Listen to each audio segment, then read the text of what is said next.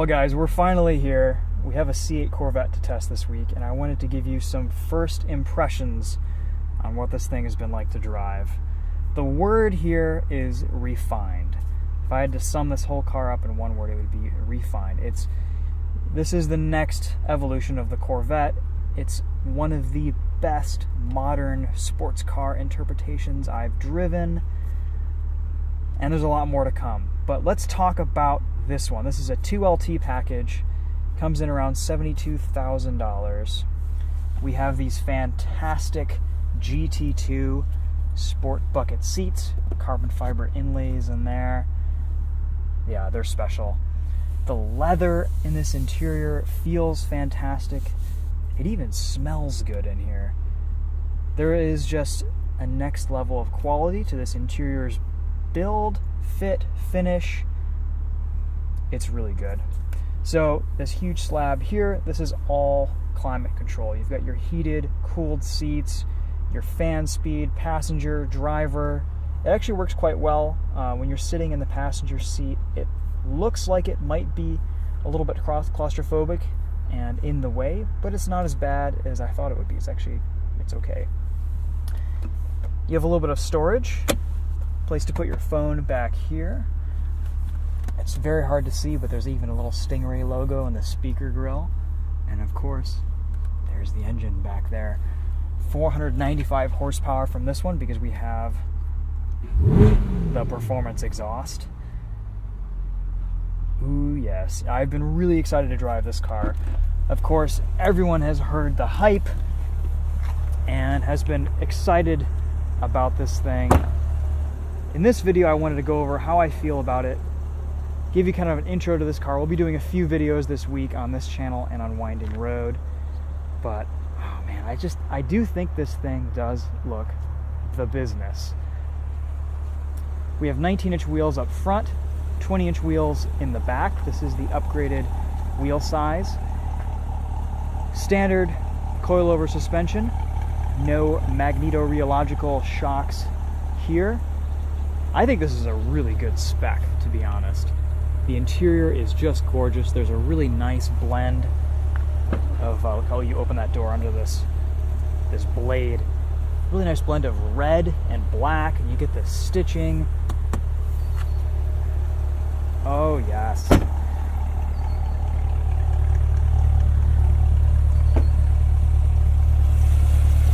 Of course, we have a trunk and a frunk. Engine keeps everything nice and toasty back here. And of course you can take the top off and place it right back here. It just clips right into these two areas and it fits perfectly. And there's that beautiful Chevrolet V8. Soft close on the rear deck lid. Of course you've got your Stingray right there.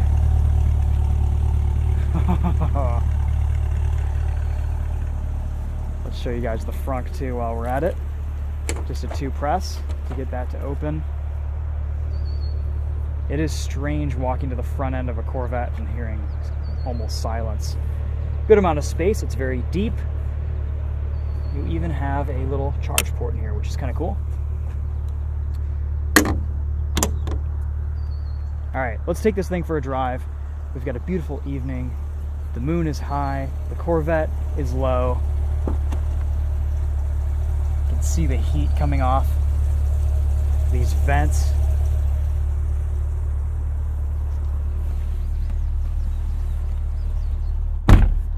So as many of you know, the only available transmission is this 8-speed dual clutch, and it's quite good.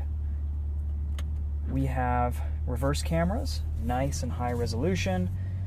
You can see forward, wide angle, slightly less wide angle, a view from above. Lots of good camera assistance for when you're parking this car and navigating it around parking situations. And of course there is this rear view mirror screen, which is fantastic, and I find myself using pretty much exclusively because you can't really see much out of the back window.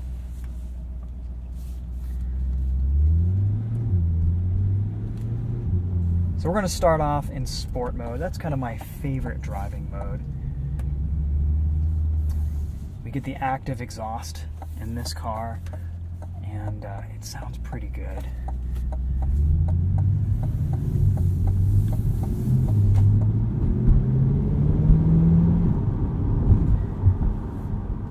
So let's manage some expectations. Keep in mind that this is still kind of the base model Corvette. This is the entry level. You can still get one of these for just under 60 grand. This isn't the Grand Sport. It's not a Z06. It's not the 1,000 horsepower all-wheel drive that's going to come out. And as a result, this is a Corvette that's supposed to be a little bit more palatable for the masses. It has some amazing performance, but it's also very comfortable. It's refined. It's quiet.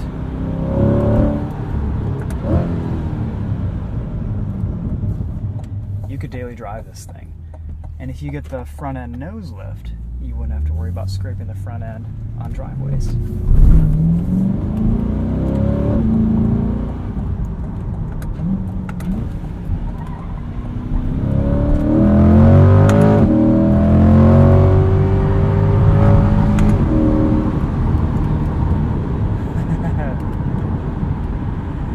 The limits are pretty approachable.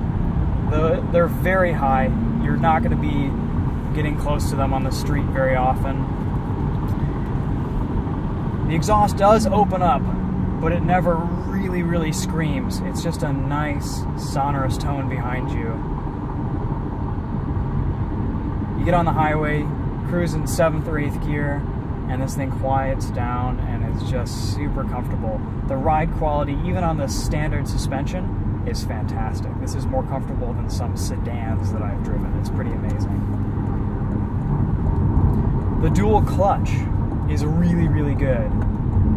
I love that you can just hop in, tap the pedals, and get nice responsive downshifts and upshifts at will. There is also a manual mode, but you can just jump in at any point and start using this, and it's responsive and it feels good. It's a little bit slow to downshift sometimes when you're just in drive and you mat the throttle, but all said and done, it's a very good dual clutch, and it's quite refined in the world of dual clutches. It's smooth. There's no harsh jerkiness off the line.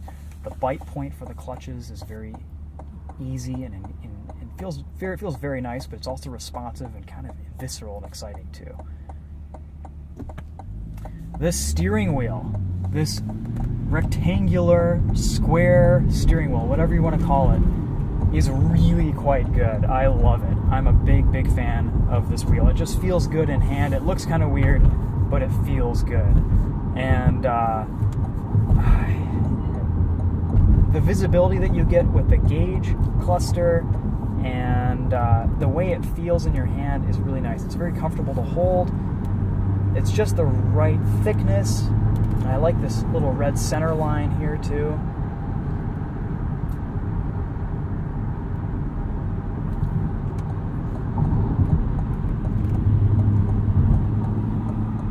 Visibility out of the side is a little bit challenging. You've got some pretty big blind spots at your B-pillars, but luckily you do have blind spot monitoring, and that is very useful and very helpful.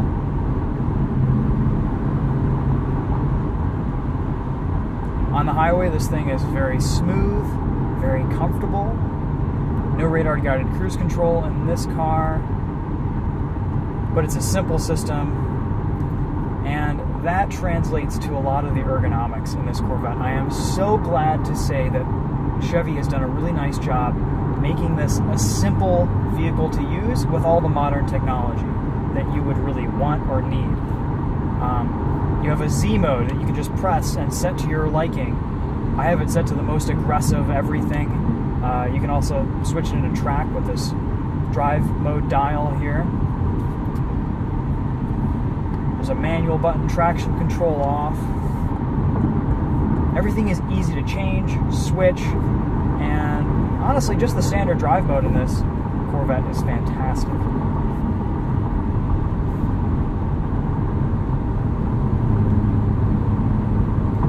The screen is really easy to see.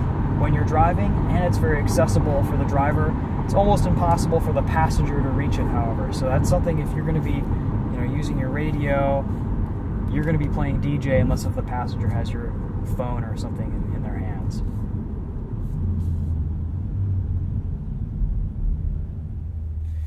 I'm very comfortable in here. I'm 5'10", and I have plenty of space, plenty of room. This mid-engine Corvette configuration actually allowed for just a little bit extra lean angle from the backrest and legroom. So for the taller drivers out there, this is actually a little bit more of a tall driver friendly package.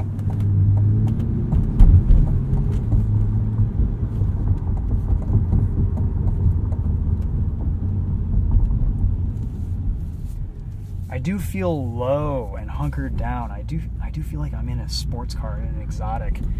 This isn't quite the same driving experience as the older Corvettes. I mean, you feel like you're in a mid-engine sports car, the way the rear end kind of slopes up around you. And my visibility forward is quite good, but at the same time, I definitely know that I'm in something just a little bit more exotic. And I like that, and you do get used to it after a little while.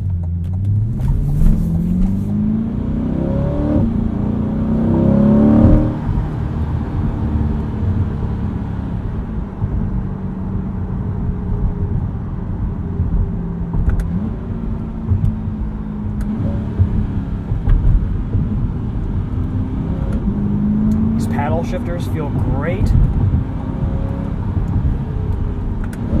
They have a satisfying click and resistance to them. And the upshifts are bang on fast. Super responsive. There's just a little bit of safe understeer at the limit. And again, base Corvette. They have to make this tunable for people who want to take it out to the track, but also for the driver who may not have as much experience with a vehicle this fast. It has to be approachable and safe for them to drive. So the coilover suspension on this Corvette is fully adjustable. You can dial in, I think they recommend like 3 degrees of camber in the front, 2.5 in the rear. You can change the ride height so you can corner balance it. There's a lot of adjustability in the suspension built in from the factory, which is pretty cool.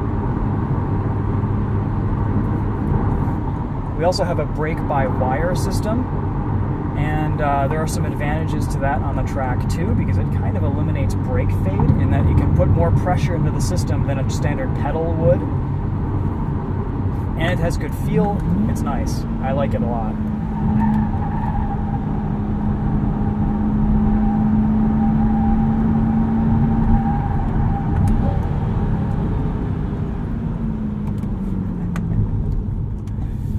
This thing is just awesome. Just awesome.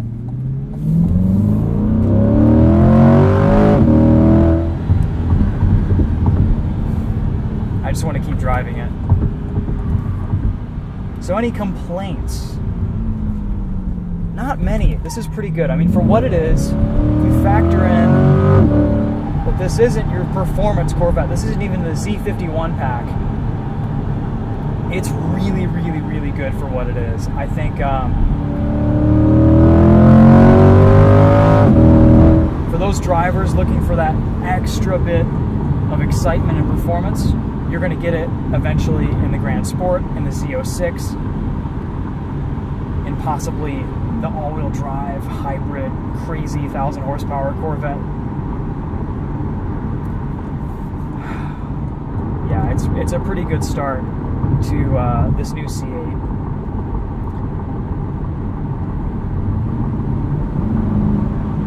We're going to do another video tomorrow and later this week. I'll show you guys launch control. I'll show you guys what this thing is like on a back road.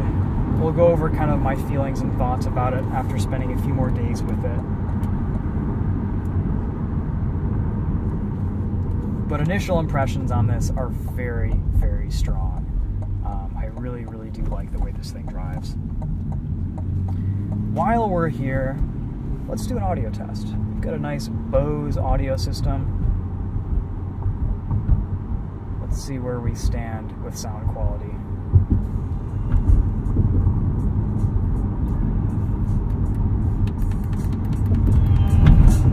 It's actually the first time I've listened to the stereo.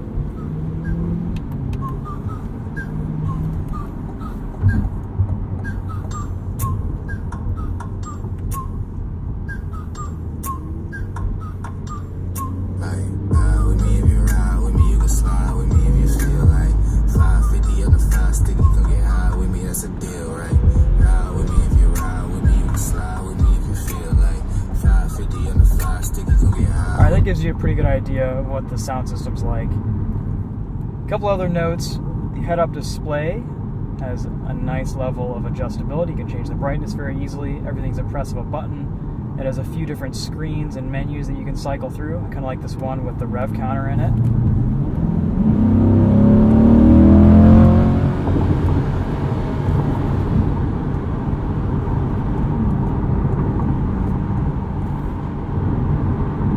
Just cruising on the highway, just chilling, it'll put you into V4 mode, and you will achieve up to 27 miles to the gallon in this. This is rated for 15 in the city, 27 on the highway, which is quite impressive. Corvettes have always gotten pretty good gas mileage, and this is no exception. You could legitimately drive this thing all day long. It is that comfortable. And aside from just a little bit of tire noise, it's pretty quiet in here too.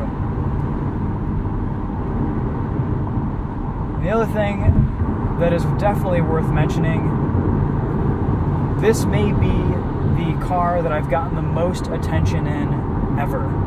Everyone looks, everyone smiles, everyone waves, points. I mean, it's the new Corvette, it's the American icon, and people love this thing. Everyone loves it. Everyone looks, and if they're not looking, they're facing the other direction and they don't see it or hear it. So it's pretty special. This thing attracts a lot of attention. So if you're going to buy one, get ready for that. And I'm sure we'll get used to these being on the road after a little while, but right now this thing is new, it's special, it's a hot item, and that is part of the experience. We're not going to take the top off tonight, but we may later this week in another video. Honestly, it's just a bunch of wind noise. It's pretty similar to how other Corvettes feel with the top off. You get quite a bit of buffeting, but it's still pretty livable and acceptable for what it is.